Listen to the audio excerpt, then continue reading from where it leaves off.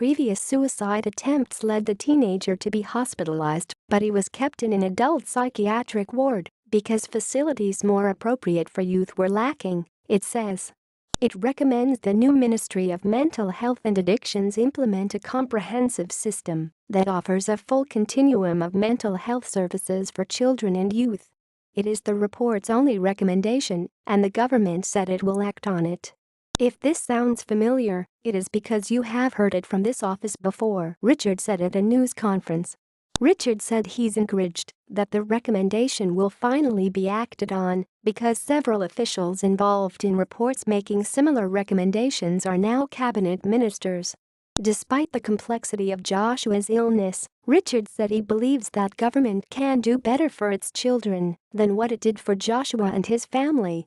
When Joshua's healthcare providers were planning to discharge him from the hospital, his mother wasn't able to cope with him at home, and officials struggled to find a safe place for him. The fact that he languished in hospital for 4 months, potentially losing what remaining hope he possessed, while psychiatrists and social workers wondered where he could be safely placed, clearly shows that there is a dire need in BC for step-down residential services, those that would enable a child or youth to ease out of a hospital setting and prepare for a return to their family and community, the report says.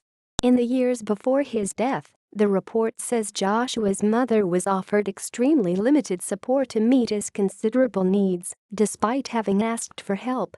The report also criticizes the Ministry of Children and Family Development for prolonging its assessment of the family's ability to meet the teen's need, which in turn allowed the underfunded ministry to avoid the costs of providing appropriate services.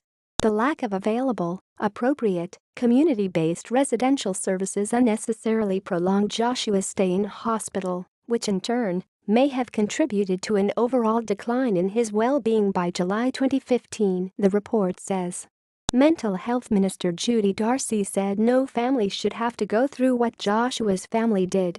The government said the recommendation aligns with one of Darcy's mandate priorities assigned by the Premier when the New Democrats took office in July. "We absolutely agree that we need to collaborate across government and across service providers to create a system that supports families like Joshua's with the full range of mental health services they need," Darcy said in a statement. Darcy told a news conference she is committed to having a strategy to create a better system ready within 12 months, but would not say if the report's 24-month deadline to implement a new system could be met.